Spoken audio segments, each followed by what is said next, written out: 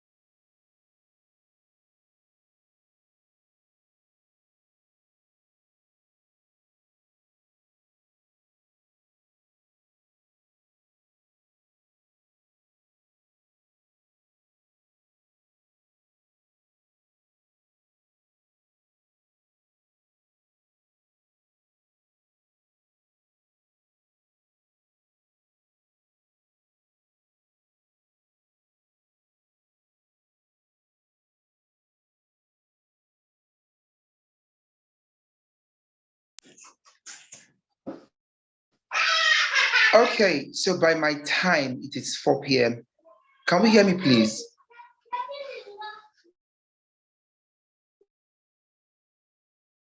Yes.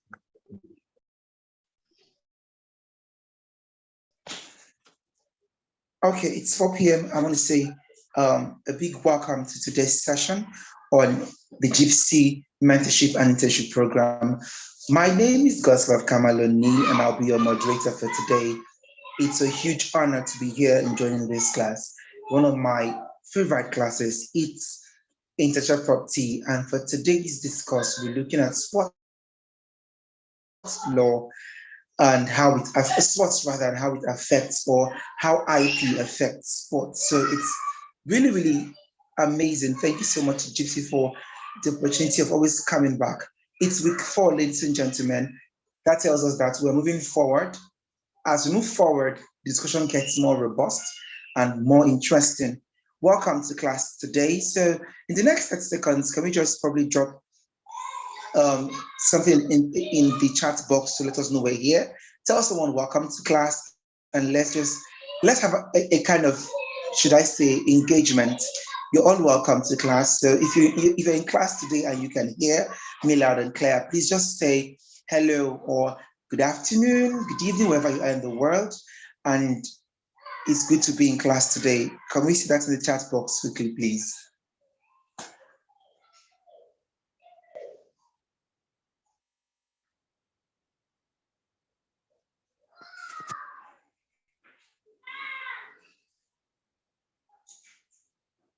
Hello, mentees. I'm still waiting for us to respond. I need to be sure that we are live in the class. Let's keep that coming. We want to make sure that our mentees know, our mentors know we're here and we're present in this class to make it functional. I'm waiting for more messages in the chat box, please. We're trying to be fast with today's class to make sure that we're on time. Mentees, come on, let's jump on this.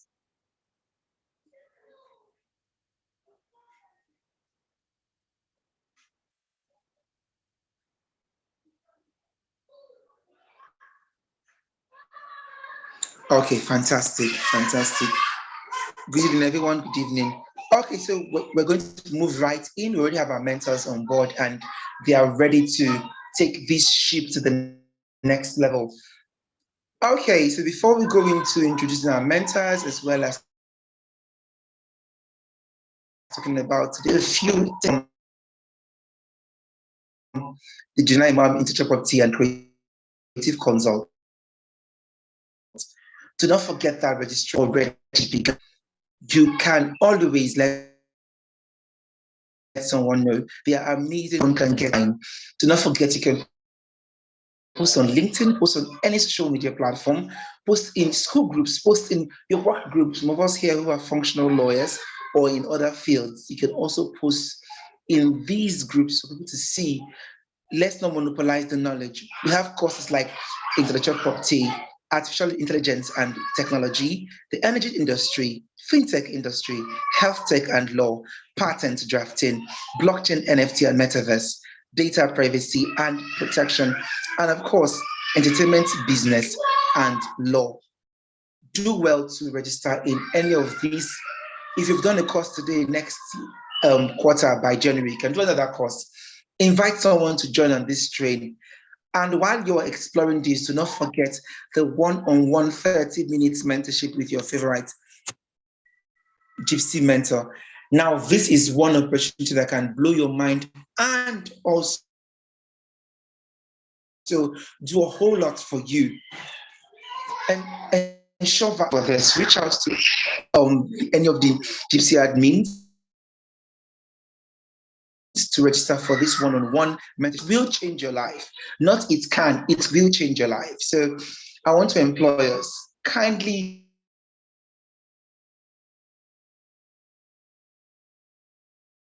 ensure that you're registering for the first it come with. It's going to be mind-blowing. Or the beautiful Aguda I'm seeing here, having 30 minutes to just discuss on things. I'm sure that in that 30 minutes, I think I should come out of that session a guru already in sports and IP. So ensure to have that wonderful time with your favorite mentor. Speaking of mentors, ladies and gentlemen, let's get to meet our mentors for today. So first up on the list, we have Nair.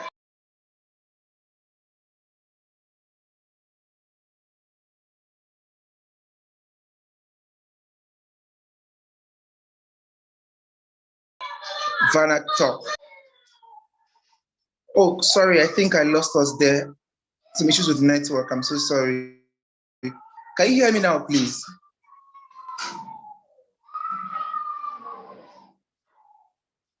Okay, thank you so much. Okay, we have Nirvana Talk. I hope I got that correctly, please. If I murder your name, be sure to correct me later.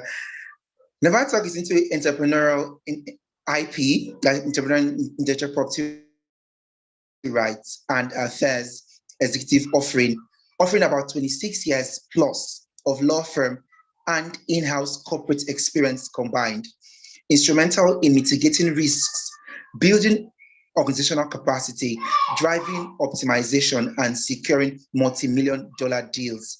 Experienced in partnering closely with C-level executives on a wide range of legal, compliance, or strategic expertise in licensing, acquiring, and enforcing intellectual property rights related to platforms, leverage business acumen and legal expertise to drive growth while resolving complex issues within high energy and fast-paced environments. Represented clients in commercial litigation, transactional, and intellectual property matters across a wide range of industries in the Gulf nations. Ladies and gentlemen, one of our mentors for today, Nirvana Talk. Nice having you with us today. I hope she's online already. Okay, yes. Up next, one of the mentors who has been here already. I saw her the moment we came online. She was so prompt. Is the beautiful Ojonoka Aguda. I hope I got that correctly, please. Pardon me. Ojonoka Aguda is an experienced intellectual property and commercial lawyer in sports marketing and currently heads legal and women's sports at Integral, a leading full-service sports management company. With a passion for IP in sports, she has built her expertise in providing detailed advisory on complex legal, IP, and commercial rights issues in sports marketing. She has hands-on valuable experience and has been actively involved in advisory and management of a broad range of commercial transactions, including media and broadcast rights acquisitions of premium sports events. It gets interesting right now. First ever EA Sports license in Africa, acquisition of hospitality sales agent rights for global sports events, FIFA World Cup, Russia 2018, Qatar 2020, FIFA Women's World Cup 2020, Rugby World Cup 2023, Formula E, etc. Image rights management, talent management, and brand protection for sports properties. With a cross-functional role in her organization, she has managed professional women athletes and is committed to the development and growth of women sports. She's a recipient of the prestigious IP Wales Prize awarded by the Swansea University.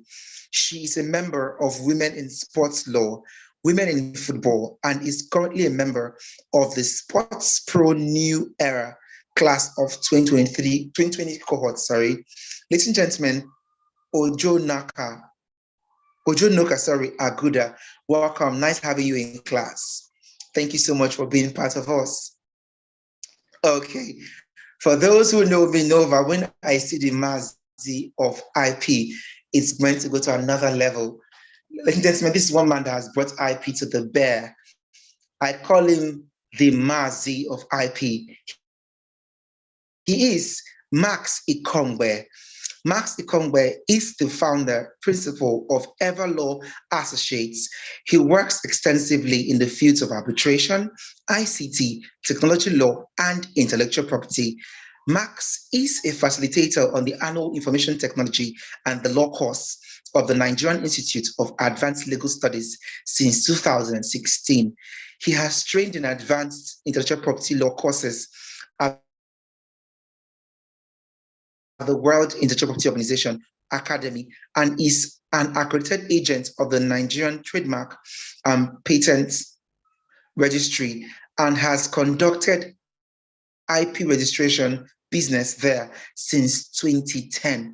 The magazine itself, welcome, sir, to class today. It's an honor having you. We're so thrilled to have you in our midst. Okay, moving forward, another amazing mentor for today. Today is really full of just greatness, and I'm so thrilled and honored to be here. Up next, a man who I also saw at the beginning of class is the amazing Farai Razano. Farai Razano has an LLB and LLM in environmental law from the University of KwaZulu-Natal. He also has an LLM in sports law and practice from the De Montfort University. Farai specializes primarily in sports and entertainment law. He has acted for various clients, including individual sports persons, clubs, sports associations or federations, and production houses in the film or television industry. He has appeared and acted for various parties before specialist sports dispute resolution tribunals, including the Court of Arbitration for Sports. Farai is the chairperson of the Constitutional Committee of Athletics South Africa. He is also a panelist on the FIFA Pro Bono Council panel and serves as an editorial board member for Law in Sport Africa Subdivision. Farai has also acted as a prosecutor for Boxing South Africa and the South African Institute of Drug-Free Sport. Welcome to class today, Mr. Farai Razano. It's an honor having you with us today. Okay, do we have, so that's it for our mentors today. We have simply amazing mentors. The lineup today is mind-blowing. If our mentors can hear me, just say a quick hello to the class. Hello to our mentors. Mentees, please give a warm welcome to our mentors. Type a hello. If you're at a free space to unmute, you can unmute and just say hello and welcome to all our mentors who are online today, ready to give us an amazing time. A huge welcome to our mentors. Can you hear me, please?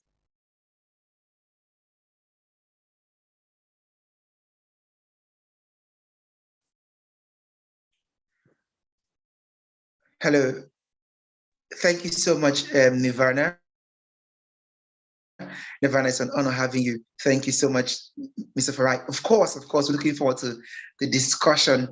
Mentees, come on, let's say welcome to our mentors. I hope mentees are still on this call. It's really, really necessary to have us engaging our mentors. Trust me, when we engage them, they want to give so much more. While we're doing that, please, before our mentors do give their opening statements, the presenters for today's class, kindly get ready. Oh, I have seen something from the Mazi himself. Thank you, sir. Nice having you in class today. Thank you so much, Aguda. Also a pleasure having you in class today. Good, I can see the mentees are engaging. Nicely done. Thank you so much. Thank you. So while we quickly get ready, our presenters for today, kindly get ready to take over with your presentation. Backup presenters, in the event where the main presenters cannot continue with class or with their presentation, kindly get ready to immediately take over. So a huge welcome to all our mentors and all our mentees. Today's topic is on sports and IP. It's a really, really engaging and fun-filled topic. Trust me, this is one topic that blows your mind when it comes to IP and understanding how to relate it to sports. There's a whole lot involved in this particular topic, and I hope that we've come with an open mind, an open heart, ready to learn, unlearn, and relearn a whole lot of things. Today, having said that, we'll quickly move on to our presentations for today so that once our mentors take over, it is far, far and flying high. Okay, so our presenters ready. If we're into groups, can I have the first group, please?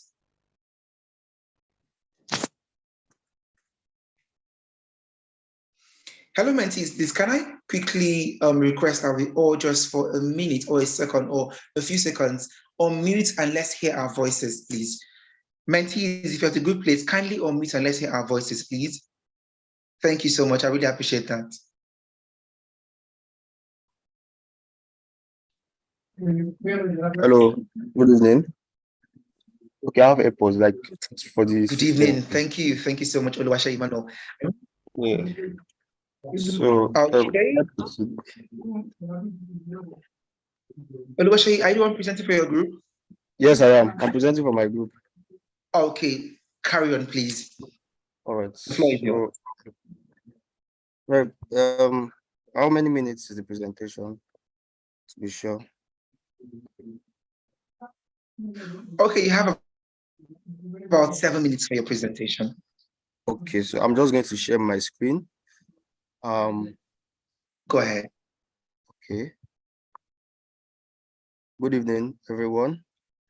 My name is Oluwase Emmanuel, and I'll be presenting for group 1. Trying to move this. Okay. All right. So I believe everyone can see my screen. Yes, please. Yes, please. All right. So our topic for this week is the protection of inventions in sports, and we very much considered the following, or we're going to consider the following: introduction and overview of protection of invention in sports. I'm going to look at the examples of invention in sports with their case study. We're looking at the overview of brand protection in sports. We're looking at examples of top sports brands with case study of how they have protected their intellectual property. We're also going to look at IP licensing and merchandising in relation with sports. We're also looking at IP rights in relation to endorsement in courts. And finally, we looked at the image rights and sponsorship in sports. It's very much of a fact that the sports industry is one of the largest industry in the global economy, and it involves a whole lot of business aside the activities that go on in sport. And some of these businesses include merchandising, branding, broadcasting, and sportswear. And in this article, we explore the different type of intellectual property that are relevant to sports, which includes their trademark, their patent, and their copyright.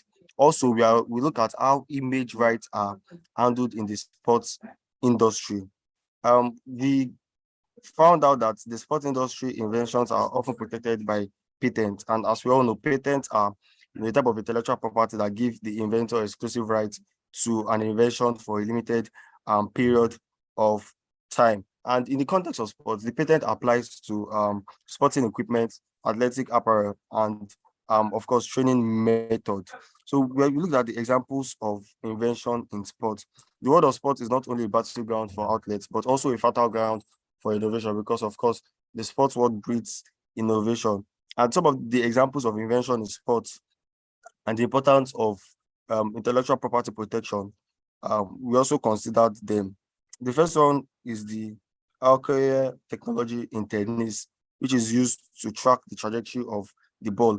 It was an invention created by Dr. Paul Hawkins, and it did not only transform the game, but also set a benchmark for technology integration in sport. That's an example of invention in sport. Another example we considered is the Nike Fly Kit technology in footwear, which helped athletes in their athletic sports. It made the um, the shoes lightweight and fitting for them. We also look at the scoreline technology in soccer. The scoreline technology is used to determine whether the ball has crossed the goal line accurately. And it has always been a challenge for referees to actually figure that out. And so the goal line technology was an invention to track the ball position in order to determine whether or not it has crossed the line. We also looked at carbon fiber technology in cycling, which helped to make the cycling sport a lot better. And then we have performance tracking wearables. These are gadgets or apparatus people put on in order to track their improvement and their sporting activities. Also, we're going to look at the overview of brand protection in sports. Brand protection is safeguarding of a brand's intellectual property against bad actors seeking to illicitly profit from its intellectual property. There are various intellectual property rights that are protected that sports brands should actually protect. The first one is the trademark. The trademark distinguishes an individual, an organization from another, and it gives a form of unique identity to the owner. Trademark can take different form. An example of trademark is the Liverpool Football Club team, which is "You Will Never Walk Alone." Another example of that is C Ronaldo's identity, Cristiano Ronaldo's identity, which is CR7. Another example of that is the Nike logo and also the Adidas three stripes. We also see copyright. Copyright is important in sports industry because it protects the creator of the original work, such as their photographs, their artwork, and their films. Most of these photographs, artwork, and films have high commercial value. And so it's very, very important that they are protected. We also see patents. Patent is an important type of intellectual property in the sports industry. It protects innovative work like the one we've highlighted earlier, which is the Hawkeye VR technology, the Nike Fly Kits, and all others.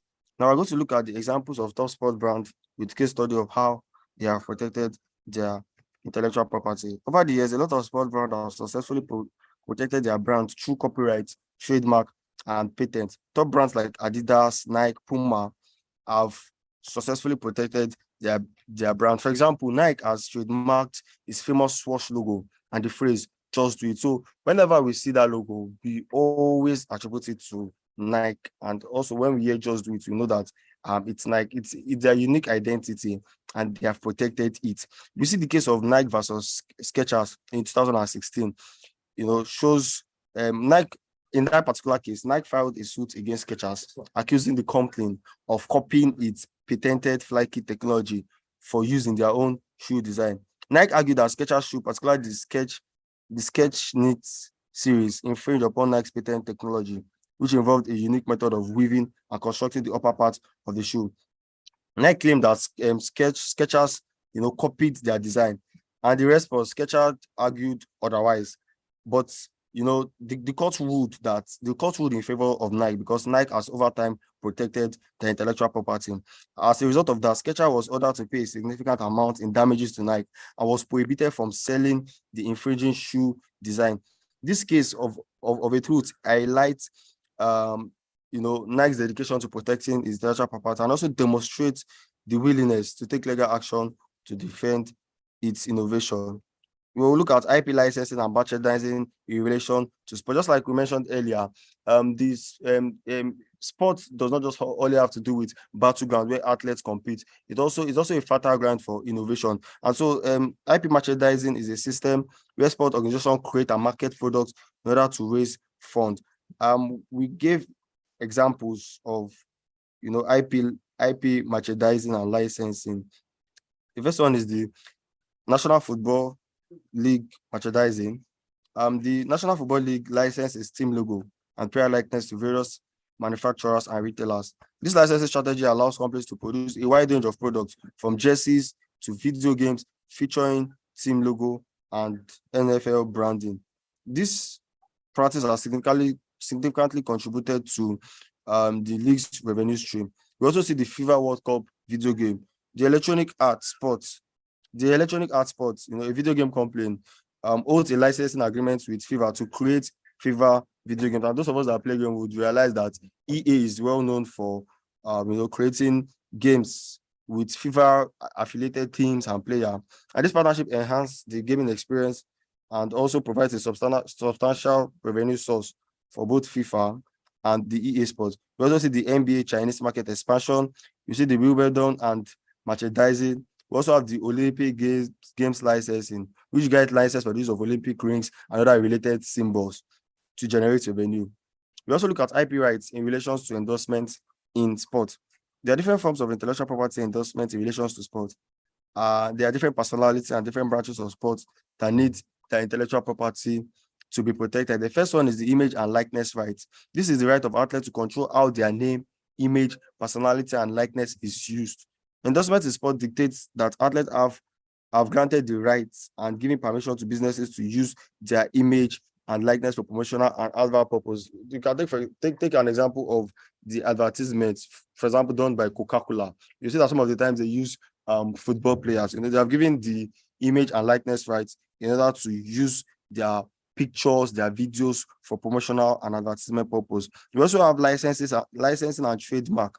License of trademark should be carefully examined in terms of intellectual property rights in sports endorsement. A formal contractual agreement should be made in endorsement dealings before athletes can utilize a business trademark, logo, and name. Also, to prevent IP infringements, companies should seek license from sports organizations to use their trademark, name, and logo. We also see copyright. Promotion and advertisement is inevitable in endorsement. Thus, when it comes to promotional materials such as advert, billboard, or commercial that may include copyrighted materials, they should seek consent and permission of concerned and relevant persons. We also have broadcasting rights. Endorsement may come in form of broadcasting rights, which is granted to a particular broadcasting company by sport festival organizers. This is the exclusive and sole right of broadcasting company to broadcast a sport. If it has the right of a broadcasting company to broadcast a sport, if you take, for example, Super Sports. Now, we also have contractual agreement, enforcement, and protection. A contractual agreement prepared by a legal practitioner is very crucial to protect endorsement agreement between business and athletes in sports. This is because such agreements consist of IP rights and it's a binding force between parties. We also have image right and sponsorship in sports. Image rights refers to the legal right of a football player to control and profit from the use of his or our image, likeness, or identifying characteristics. This can include things like their name, their nickname, their voice, their signature, and any other unique features that may be recognizable. While these rights may be defined differently in different jurisdictions, they allow the players to control how their images is used in marketing and in media. That is, players have the right to sue in order to ensure that their images are not used without their consent. Image rights in sports refers to the legal right that allows individuals to control how their image is used. Image rights are also known by different names and they are subject to different legal treatment in different jurisdictions. In the United Kingdom, for example, they are known as image rights. In continental Europe, they are known as personality rights. And in the United States, they are known as publicity rights. In the United States, it's known as the right of publicity. The right of publicity purports to protect against uncompensated commercial exploitation of a person, likeness, or identity. Also, where there is a right, there is always a remedy for the breach of such. Now we have to consider the remedy involved in the breach of image rights. The first is infringement of image rights have become rife in the entertainment and sports industry. However, the absence of statutory framework in seeking redress has not deterred the owner from bringing actions in court. Okay, let me just explain that. There's a lacuna with regards to getting remedies for breach of image rights. That is, there are no statutory framework to ensure that these rights are protected. However, we can take a look at precedents, and also we'll also know that the laws that applies to copyright also applies here. We see the case of Fenty versus Arcadia Group.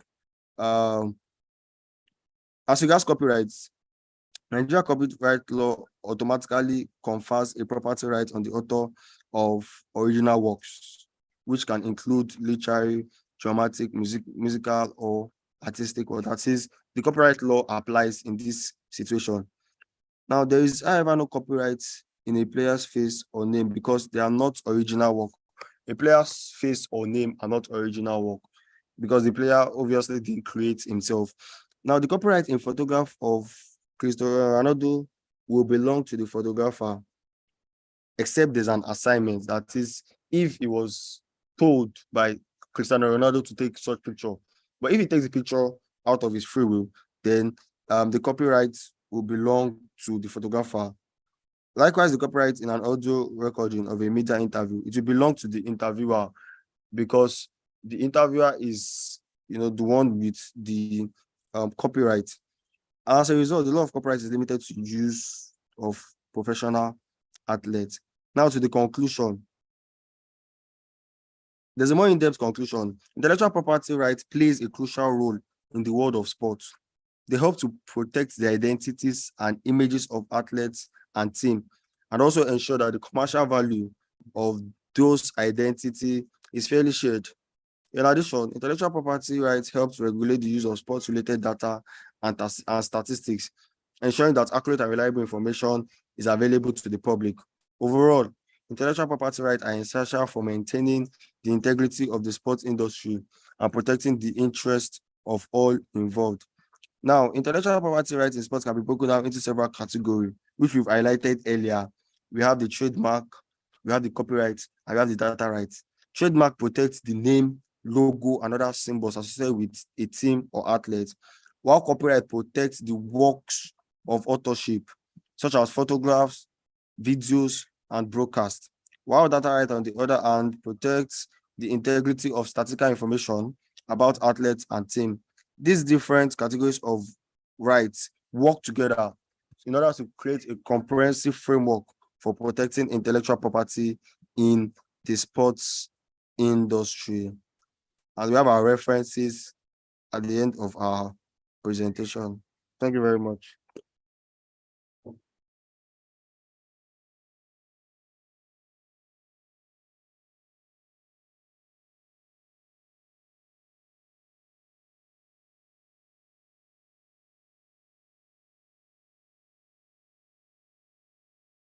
Yeah, I'm done with my presentation. Oh, all right. Well done, Washi, right, if I got your name correct. Thank you for that wonderful presentation, nice presentation, and I want to say well done to you and to your group members for putting that together. I want to see reactions from your other group members saying well done, you're well done. That was a really nice presentation. It was able to hit the point, it was precise and it was clinical. So please, I want to see reactions from your group members saying well done for that nice presentation. And then we would like to also call on group 2, right, to also come and have the Of that wonderful presentation.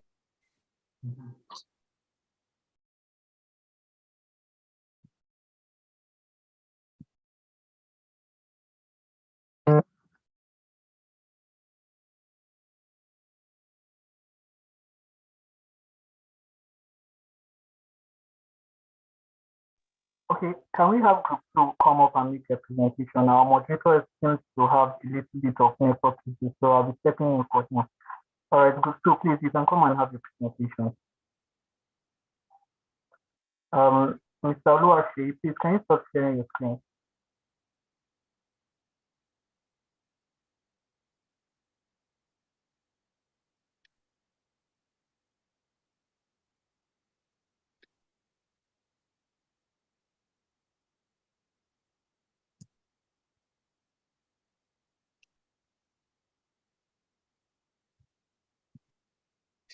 When you're asking him the location of the plots, which one is location of land?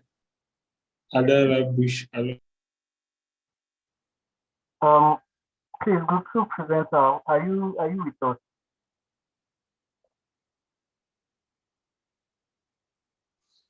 Group two, Hello, can anyone hear me, please?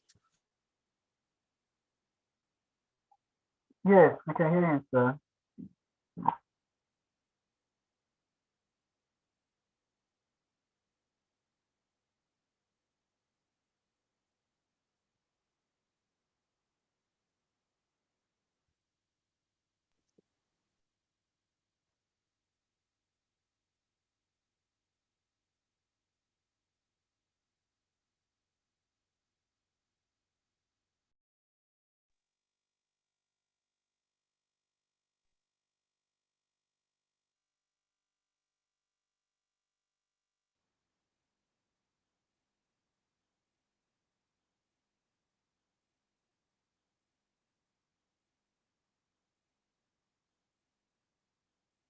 It seems group two representative is saying.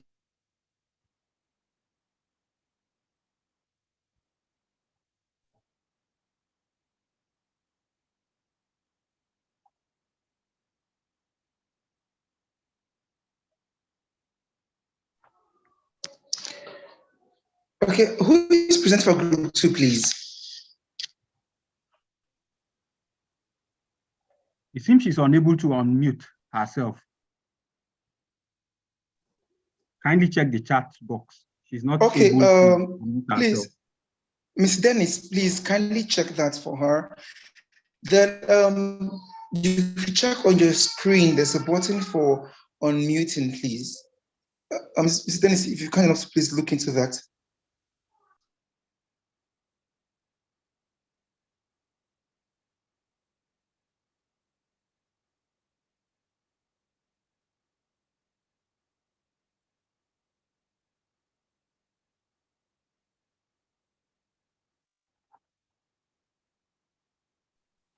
Okay, I don't know what's wrong. Okay, I don't think it's okay. Probably, would she mind leaving the meeting and coming back on? Probably it's a network glitch.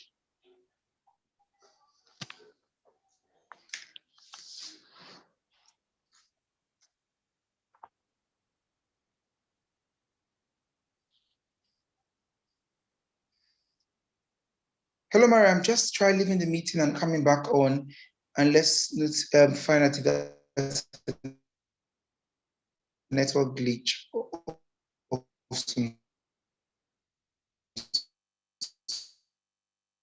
sort.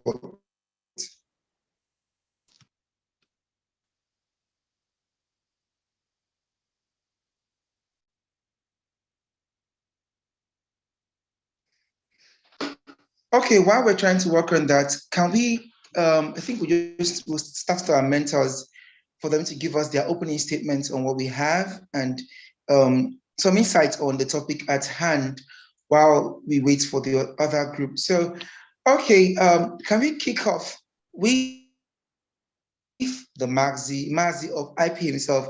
Let's hear from you, sir. Good day, sir, and welcome to another session. Let's discuss sports and IP. I'm here now. Mr. Max, if you're in the building, please, or if you're on the call, please. I'm here Thank now. you.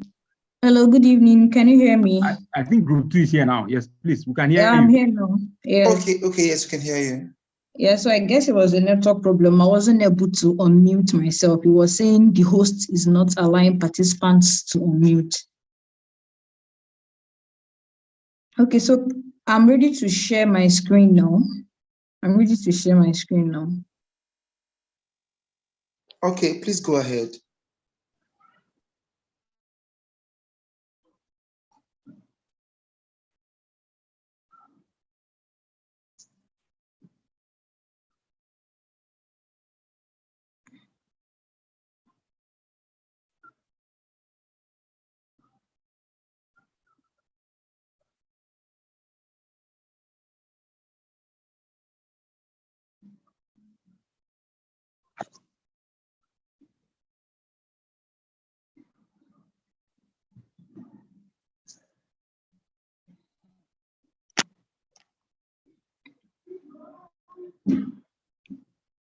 Okay, so good evening, everyone. Sorry for the network glitch. My name is Unyanana Miriam Chinemerim, and I'll be the presenter for Group 2. Our topic is broadcasting rights in sports and arbitration in sports. So we have for the class today in our table of content introduction, definition of broadcasting rights, types of broadcasting rights, impact of broadcasting rights in sports, a case study to that effect. We move over to meaning of arbitration, types of arbitration, arbitration in sports disputes, benefits of arbitration, a case study to that effect, advantages of arbitration for resolving sports broadcasting dispute. Now, intellectual property in sports covers a span of various interactions from invention in sports, brand protection, image rights, sponsorship, broadcasting rights, and all the rest of them. So what is broadcasting rights? Broadcasting rights refer to the exclusive permission or licenses granted to a particular entity, such as television network or streaming platform, to broadcast and distribute specific content. So we can actually say that on a more relatable ground, broadcasting rights also are referred to as media rights and can be defined as each, any, and all rights, including the national and international rights to distribute the feed worldwide in any language on daily basis on live stream by means of media. It is the right to an intellectual property object sold to a particular broadcasting company. So what are types of broadcasting rights? We have the terrestrial rights, the cable and satellite rights, the pay TV rights, the digital rights, international rights, on-demand rights, exclusive rights, syndication rights. So I'm actually going to explain each and every of these rights one by one.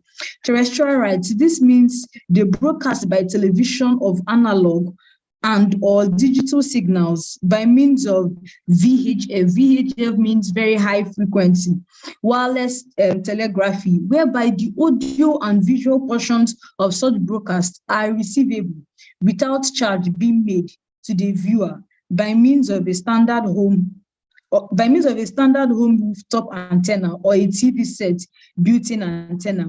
The cable and satellite rights, these are rights involved in broadcasting through cable and satellite network to reach a wider audience. The pay TV rights are rights for broadcasting on subscription-based television networks that require viewers to actually pay for you to gain access to them.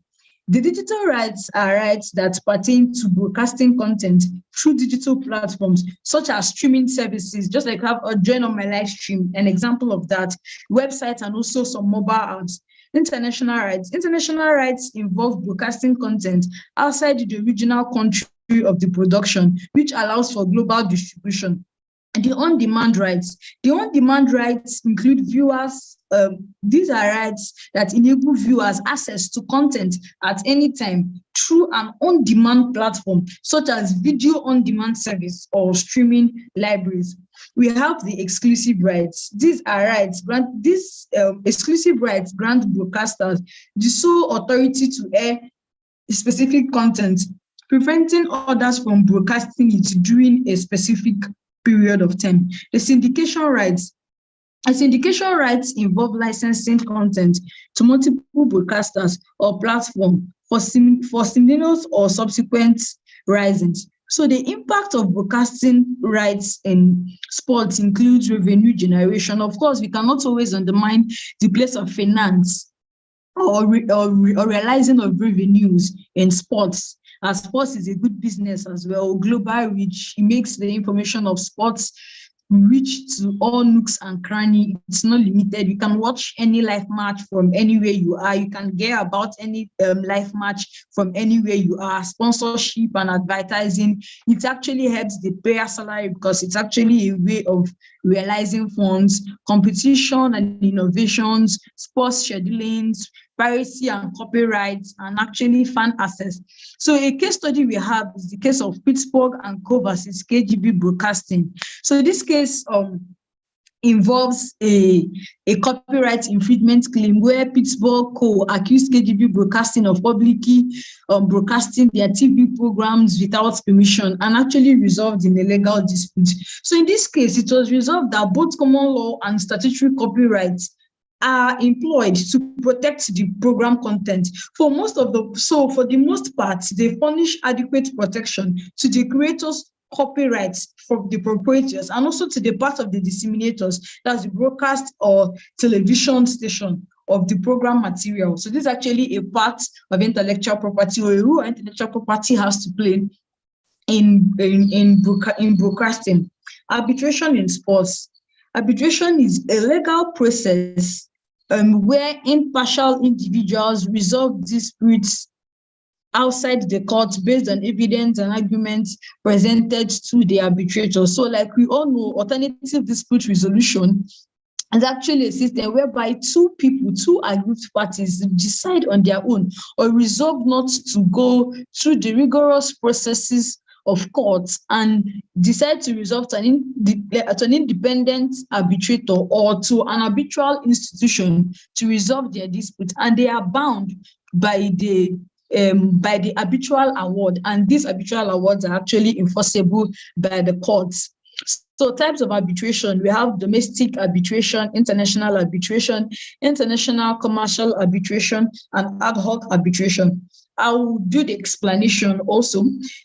Domestic arbitration, this is a form of arbitration where one or more persons are appointed to hear a case that takes place within one jurisdiction. Now, the award is binding on the parties and it's enforceable at the court. This normally happens, let's say, in a particular place, let's say in Nigeria. So when an issue is happening in Nigeria, it's actually a domestic arbitration where Nigerians or parties are in Nigeria and they resolve to appoint arbitrators here in Nigeria, and Nigeria is the seat of arbitration. It is a domestic arbitration. International arbitration. International arbitration is a form of arbitration where the parties agree to resolve their dispute before arbitrators outside their domestic territory, because either a clause is inserted in the agreement between the parties or the cause of action that arises from a foreign element is relating to the dispute or to the parties. So it becomes an international arbitration whereby there is an international element in the arbitration suit, which is either maybe the company regulating this issue, they are both abroad, they are both foreign. It's a foreign element. It's not just domesticated. Then it is an international arbitration. International commercial arbitration can be understood as arbitration that takes place because of a dispute arising from a commercial contract where either of the parties resides in a foreign national or the core management committee of an association is actually controlled by a foreign individual. Let's say I'm in Nigeria and my partner probably resides in UK. Now, probably, and also the company or the effects to which the body that is governing our suit, so say the business that we engaged in, the company stays also in the UK. Now we decide to use UK as the seat of arbitration. By virtue of that, irrespective of the part that I'm staying in Nigeria, UK will most likely become our seat of arbitration, and that makes it an international commercial arbitration. Ad hoc arbitration. Ad hoc arbitration refers to when parties with mutual consent opt for arbitration to resolve their dispute. It can be used for both international commercial transactions and for domestic disputes too. The jurisdiction is of utmost importance since a majority of the decisions are based on the laws of the seat of arbitration. So what matters in an ad hoc arbitration is always the seat of arbitration, because their laws is what that will be used to determine or to guide the proceedings. Fast track arbitration, yes, it's actually not written here, but fast track arbitration can be, I feel the need to actually add it, is an effective solution to solving the problems faced by the delays and time-consuming proceedings in other forms of arbitration. Let's say following the normal rules of arbitration and the normal processes of arbitration, when you have a fast track arbitration, it lessens it or it becomes shorter, and And also at the same time, it upholds the objective or the main purpose of the arbitration, which is to resolve the disputes between parties. We also have institutional administration. Here, parties are free to choose a particular arbitral institution in the arbitration agreement itself, or most of the times the arbitration institution appoints for them people or arbitrators who are skilled in that particular area or who have experience in that particular matter or subject for arbitration. Now, we go to what type of disputes does the Court of Arbitration in Sports resolve? First of all, arbitration in sports disputes. The Court of Arbitration for Sports has been established for the purpose of amicably settling disputes on agree or disagreements within a fair amount of time due to the peculiarities of sports. So what type of disputes does the Court of Arbitration for Sports resolve? Football employment disputes. So how does this come in? These issues that comes before the Court of Arbitration most frequently are appeals from rulings of FIFA, which has its own international judicial system, such as termination of a player or coach's employment contract. That is a typical example of football employment disputes. Another issue we have is disciplinary disputes.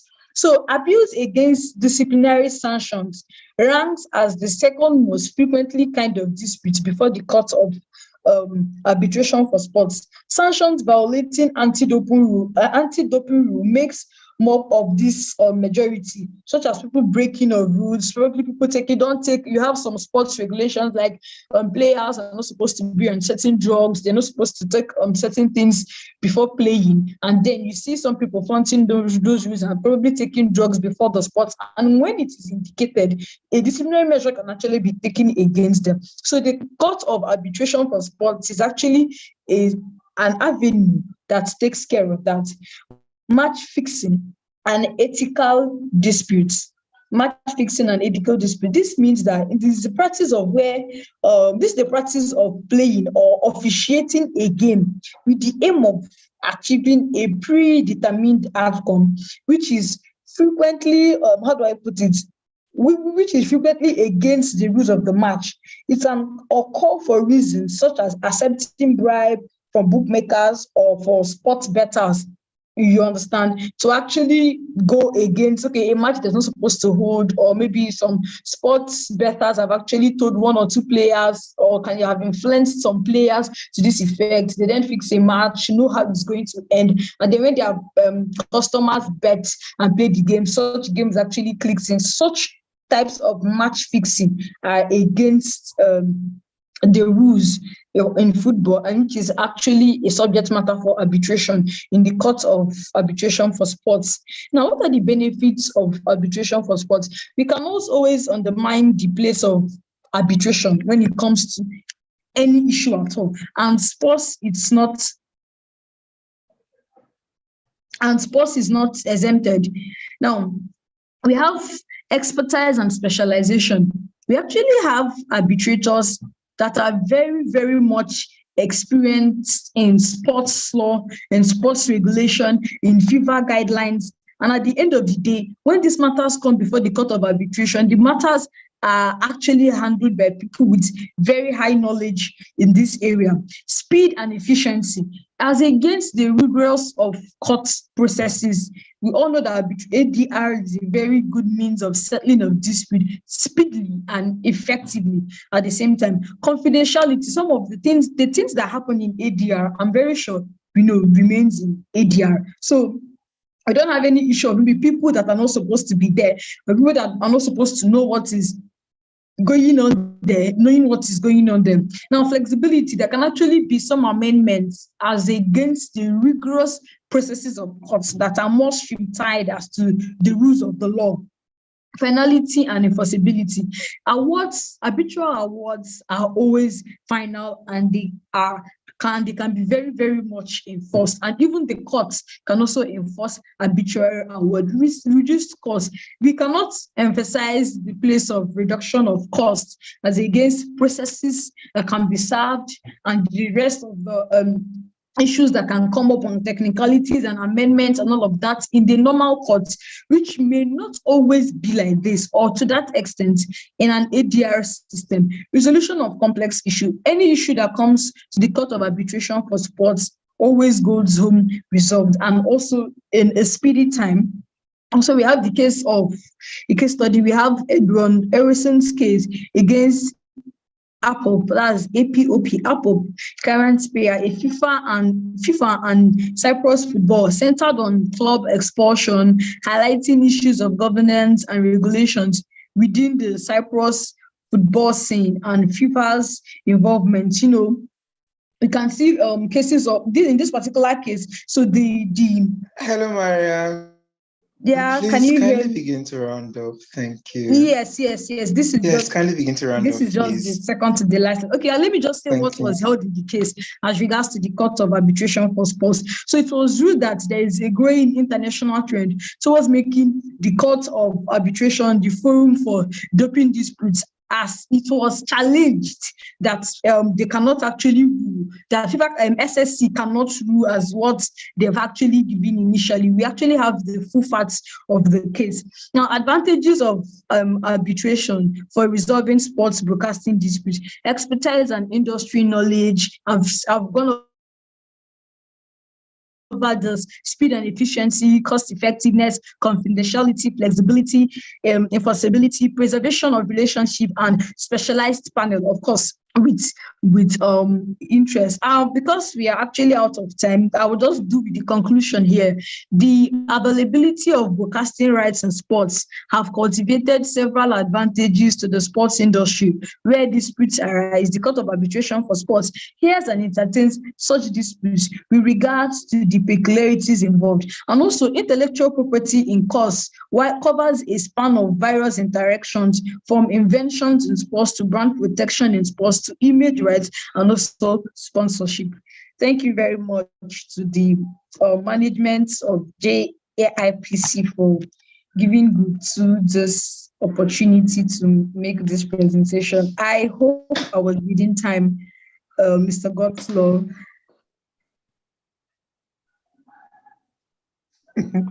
It's all right. It's okay. Fantastic job, by the way. I'm really thrilled by how in-depth the presentations have been this evening. That shows some good level of research. Amazing. Anyway, we have our resident experts who will tell us how well you all did. So, having said that, let's quickly move into our mentors so they can introduce, talk about the topic, and let's get to know some more about sports business and IP when it comes to law. So before I say let's go to Max, the beautiful Ogudap, is she still with us, please? Yes, I am. Thank you. Welcome again.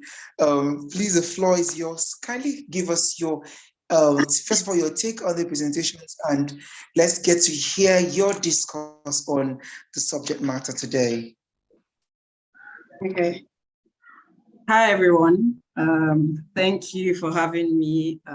Great to be here with the other amazing mentors. So the presentation, I would say excellent research skills, really, really impressive how deep both groups went into discussing how IP plays a part in sports. And so just to give a summary, because there's not much time, is basically sports business is global now. It's beyond the field of play. It's no longer just 2 players on the court or 22 players on the field of play. It's now a global business that has given rise to even a practice and a niche in law. And the intersection of where IP plays a part really is in sports marketing, which is where it intersects with sports itself, business, law, and then sort of an understanding of culture and how all this merged together, which the first group really dived in a bit more into things like image rights and merchandising. And so intellectual property really is the glue that holds sports business together. It's the foundation of sports business. Without intellectual property rights, there is no sports business as we know it, because a lot of the sources of revenue are based off of commercialization and exploitation of intellectual property rights. And just to make it more practical is I can just use quickly a case study. I'll use a football club. Maybe I'll use Arsenal. I'm sure the Arsenal fans in the house. Is when you think from the start, if you take Arsenal as a club now, and the name itself, the badge is, that's trademark and that's an identifier. That brand has been built by Arsenal over the years. And it's a club where, I'm sorry, Max, I'm sure you're maybe a Man U fan or something else. And so Arsenal now, with the way the club is, and for brands that want to associate with the Arsenal brand, because Arsenal has built its brand to a level where it's a global brand, you have a global airline that is a shirt sponsor. And that's possible because Arsenal has built its brand, has protected its intellectual property up to the extent where it is now not just a football club, it's seen as a brand. And it has various IP rights. In sports, we call them sports rights holders. So basically, Arsenal, most sports clubs and leagues, they're sports rights holders. And they have various rights. They have rights to give away for broadcast, for media rights. They have rights to give away for merchandising, the license, as the first group explained. They have rights to give away when it comes to sponsorship, because sponsorship is basically you licensing your intellectual property rights for the other brand to then associate itself with your own brand. And then you're giving them your IP license to be able to use that for ads and promotion, marketing. Because if you think of it, for instance, and the most valuable IP rights, right? And again, on paper, I think I said this the last time, is to know that image rights is not an intellectual property right on paper. It is in the sense of people talk about it and include it as an IP right, but on paper, in TRIPS, it is not an IP right that is included. So the way it is then enforced is that various jurisdictions have ways of protecting it. Personality rights in the US, the UK and Nigeria, for instance, I can speak of is use more of passing off trademarks, so existing IP rights that can relate to protecting the brands of athletes and celebrities, basically. And so it's having those assets that build up a sports right holder. So we're talking about Arsenal, for instance. And I'm sure that if you see an ad, that is maybe an ad for Emirates now, and they have a bunch of people in the ads, they have maybe cartoon characters that are not recognizable, you would probably watch the one that has Saka, Odegaard, and has more Arsenal players than the other one. And that's because the players themselves, their personality rights, their image rights have been built up to a stage where they are assets for Arsenal as a club. And it has become so huge that in sports, even now when a lot of sports teams, and not just football, but basketball, baseball, F1, when they sign a player, an athlete, basically, image rights are one of the things they start to think of now, because it's that valuable where it would also generate value for the sports team. And so essentially it's just that because of how valuable IP is to sports business and how valuable sports business is to the global economy, it's important that there are IP laws and policies in place that protects the IP rights that are available. And if you notice is that even whether or not they have strong IP laws, national IP laws, knowing that IP rights are territorial in nature, is that a lot of sports rights holders, especially the global sports federations like the FIFA, FIBA, FIA, and co, is they have internal policies and IP protection in place that helps them protect their intellectual property rights. And this is because this as I said, it's like the major source of their revenue, broadcast most time when they're global sports events. I'll give you an instance. Qatar 2022, they already had IP guidelines. They had shared with sponsors. They had shared with stakeholders 2 years before the World Cup, 2 years before we even knew if maybe Nigeria had qualified or somebody else had qualified. So that's how intentional a lot of rights holders are with their IP.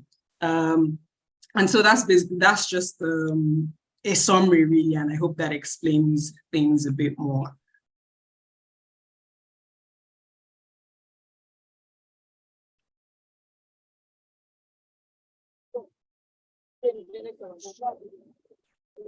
Yeah, God's love. Done. So I think the next mentor can come in and just, I guess, add or educate more. Hello, can Hello? you hear me? Yes, I can hear you now. Hello.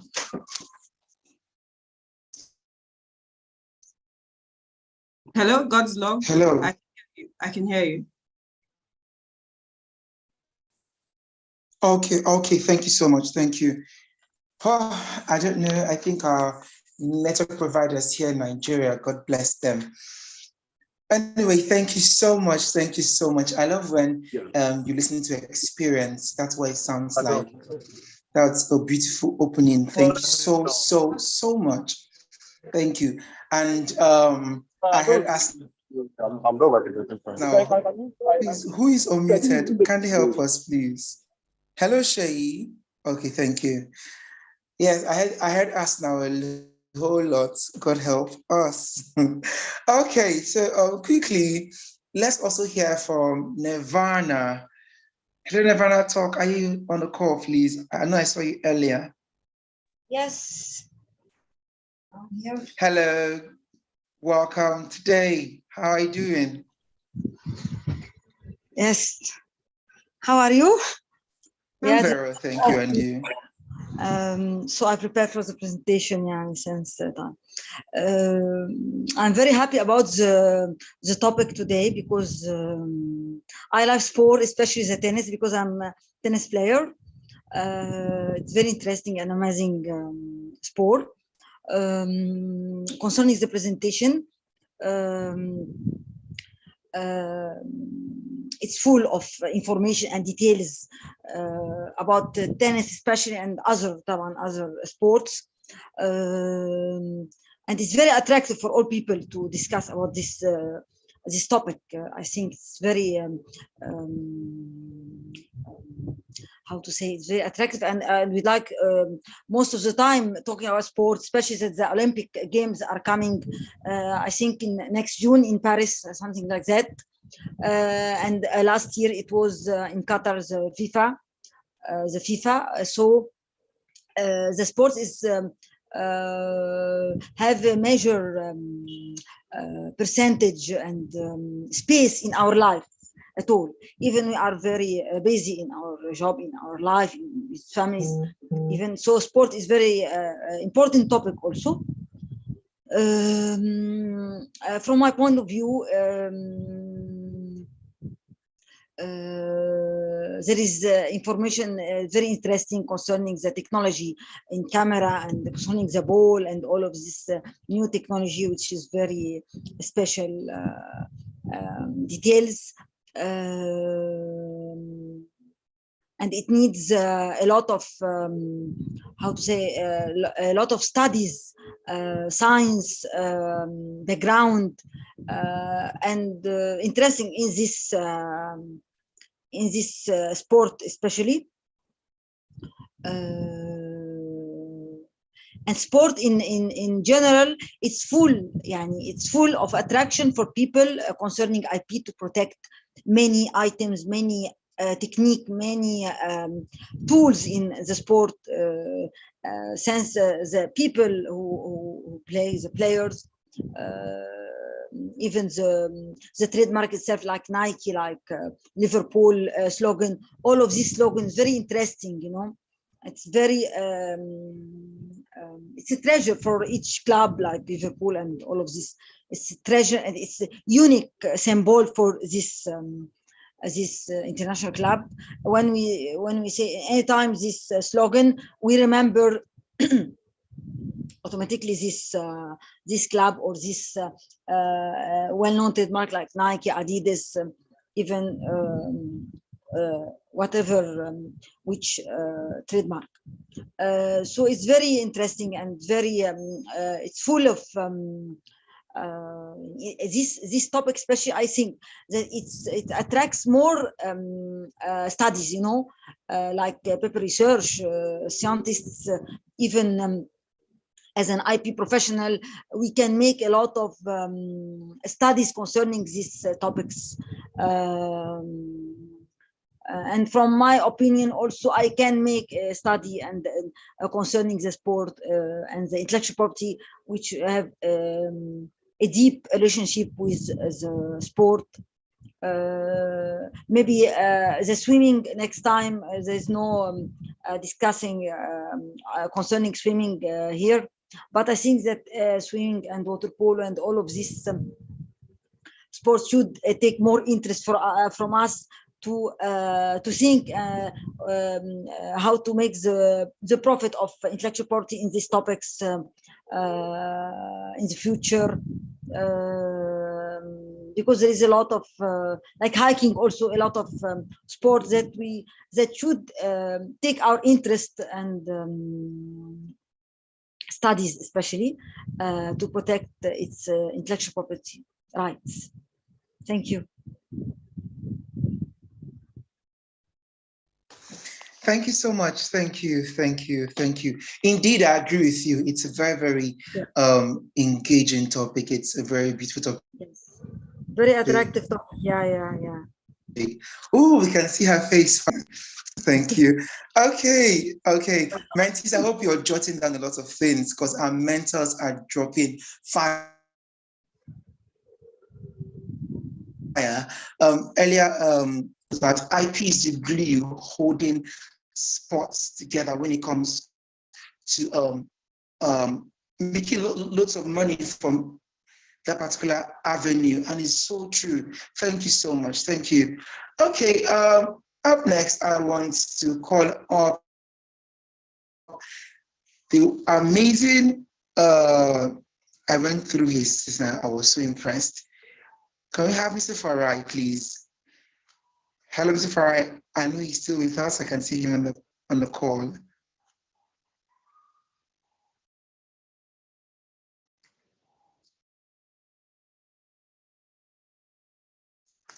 Hello, sir. Welcome. The floor is yours, please. Let's hear your insight on today's topic.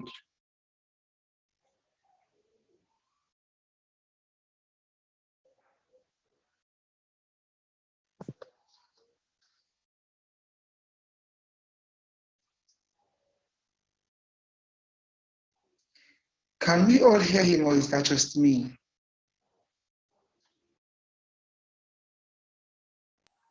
No, I can't hear him as well. Can't hear him. Oh, okay.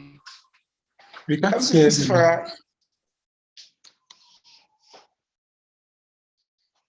Okay, so let's see. I think he's trying to get that working. It's the network right now. There's a whole lot of network, but all good. Okay, while he's getting that sorted.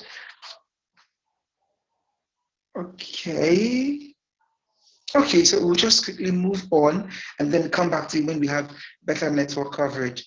So the Mazi himself, Mr. Max Kangwe, over to you now, sir.